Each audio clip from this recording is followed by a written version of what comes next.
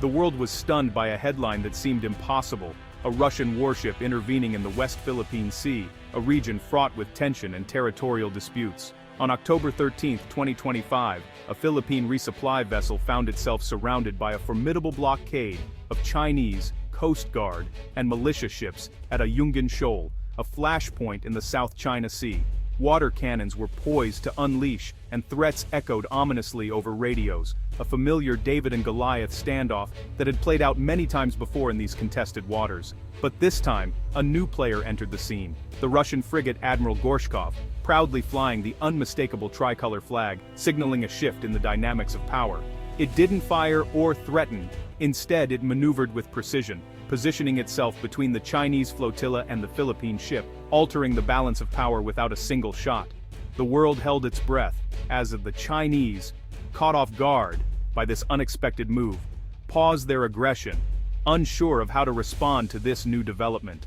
The Russian ship effectively created a corridor, allowing the Philippine vessel to pass through the blockade unscathed, a move that was as strategic as it was surprising. The immediate crisis faded into the background, but a new, deeper one began to take shape, raising questions about future alliances and regional stability.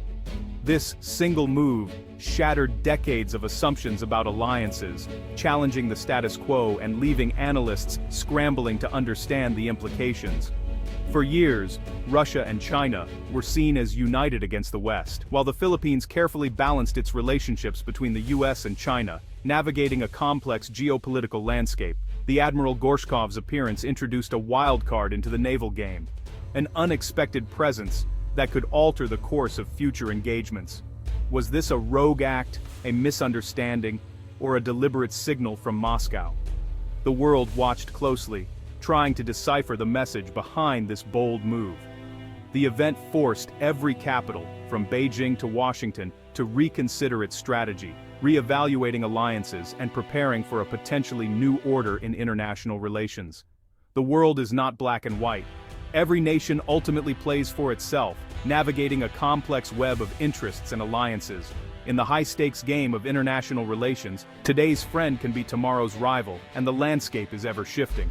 The rules of the game just changed, and the world must adapt to this new reality, where the unexpected can redefine the future. The sight of a Russian warship shielding the Philippines shocked the world. Russia and China are supposed to be strategic partners, united against the West, but geopolitics is about interests, not friendships. Their partnership is built on convenience, not loyalty. Russia has never been comfortable as China's junior partner. By intervening, Moscow signals it has its own interests in Asia. It asserts independence, reminding Beijing that Russia is no vassal. This isn't about defending the Philippines out of goodwill. It's a calculated power play.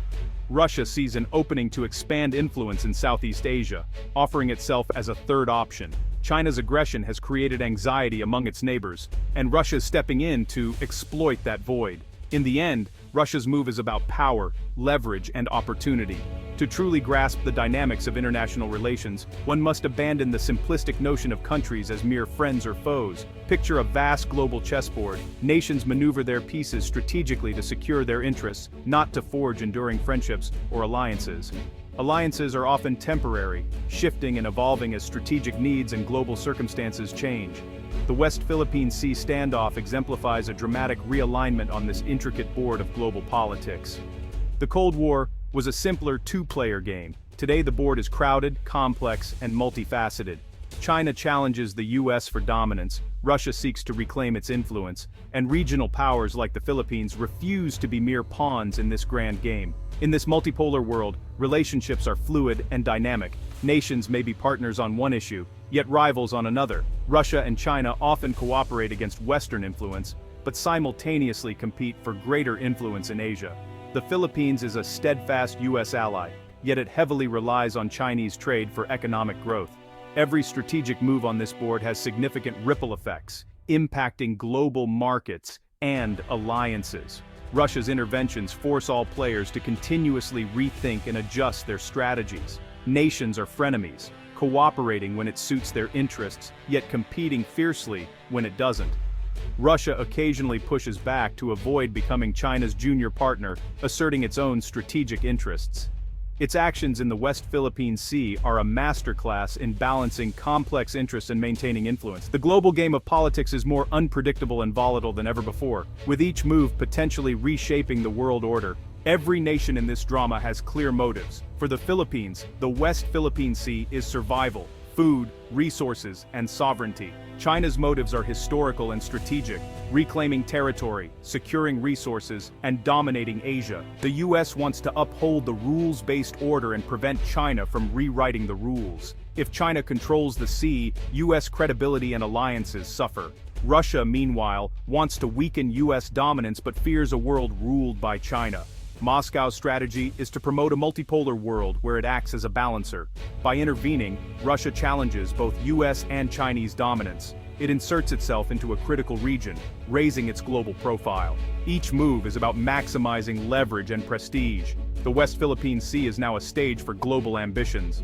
The West Philippine Sea is one of the world's most strategic waterways. It's a superhighway for global trade. 1/3 of shipping, over $3 trillion, passes through. Control means power over the global economy. Beneath the waves lie vast oil and gas reserves. Energy security for China, prosperity for the Philippines. The region is also a security nexus. China wants strategic depth. The US wants open sea lanes. Whoever controls these waters shapes Asia's future. That's why it's a flashpoint for great power rivalry. The stakes are nothing less than prosperity, security, and sovereignty. Moscow and Beijing claim an unbreakable bond, but reality is more complicated. Their partnership is born of necessity, not trust. Russia once saw itself as the senior partner. Now China's economic power dwarfs Russia's. The Kremlin fears becoming a mere resource supplier to China. China, meanwhile, remembers past humiliations, including Russian land grabs. Historical grievances and power imbalances breed mistrust. Russia's intervention in the West Philippine Sea is seen by Beijing as reckless and unpredictable. The Philippines is caught in the middle, balancing US security ties and Chinese economic dependence. Now Russia's entry adds complexity and opportunity. Manila can leverage Russia's interest to gain diplomatic space. But relying on Russia is risky. Its motives are self-interested. The Philippines must walk a tightrope between competing giants. The triangle of mistrust is real and growing. In this game, there are no safety nets. Russia's recent maneuvers in the West Philippine Sea are not isolated incidents. They fit seamlessly into President Vladimir Putin's grand long-term strategy for Russia's place in the world. Every move is calculated, every deployment a signal to both allies and rivals. The ultimate goal is clear: to shatter the US-led global order and replace it with a multipolar world, one where Russia is not just present, but absolutely indispensable to the balance of power. Russia positions itself as a global balancer, never quite strong enough to dominate outright, but always strong enough to prevent any single power, especially the United States, from dominating the world stage. We've seen this play out in Syria and Africa, where Russia intervened to tip the scales. Now, it's Southeast Asia's turn to feel Moscow's influence. While Russia partners with China, it's careful not to become subordinate. Moscow wants to balance China's rapid rise, not simply live in its shadow or become a junior partner. By quietly building relationships with India, Vietnam, and now the Philippines, Russia is weaving a subtle but effective counterweight to Beijing's growing influence in the region. Arms sales and military cooperation are more than just business. They're strategic tools to forge a coalition of nations wary of China's ambitions and eager for alternatives. Russia also seeks economic gains. Southeast Asia is a booming market, not just for weapons, but for energy exports, technology, and infrastructure projects that can boost Russia's economy. Gaining access to regional ports would dramatically extend Russia's naval reach, allowing it to project power and influence far beyond its traditional borders. Make no mistake, this isn't charity or goodwill.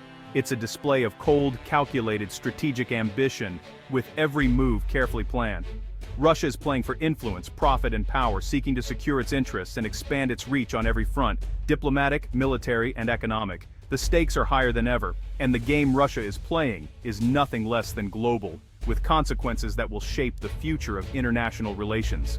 Russia's support for the Philippines won't mean open war with China. Direct conflict would be catastrophic for both. Instead, Russia will use subtler tools: arms sales, intelligence, and diplomacy. Expect military technical cooperation, submarines, missiles, fighter jets. These deals make the Philippines a harder target and generate revenue for Russia. Russia can also share intelligence and offer training, boosting Manila's defenses. Diplomatically, Moscow can back the Philippines in international forums. Most powerful of all is strategic ambiguity. Russia's unpredictable presence forces China to be cautious. Russia doesn't need to fire a shot, its mere potential to act is a weapon. In this new era, power is often wielded in the shadows. The Russian frigate's intervention is a snapshot of a new global order. The era of a single superpower is over. Multipolarity is here. Alliances are fluid. Partnerships unconventional. The Philippines, a US ally, now courts Russia. Russia, China's partner, checks Beijing. India buys Russian arms while joining US-led alliances. This is the new normal, overlapping situational alignments. For smaller nations, the risks and opportunities are immense. They can maneuver between giants, gaining autonomy, but risk becoming pawns. Diversifying partnerships is key to survival and sovereignty. The West Philippine Sea's story is far from over. Russia's move changed the game, but the outcome is uncertain. China won't back down. The US won't leave. The Philippines will keep fighting. The only certainty, the age of simple alliances is gone. The great game is on, and every nation is a player.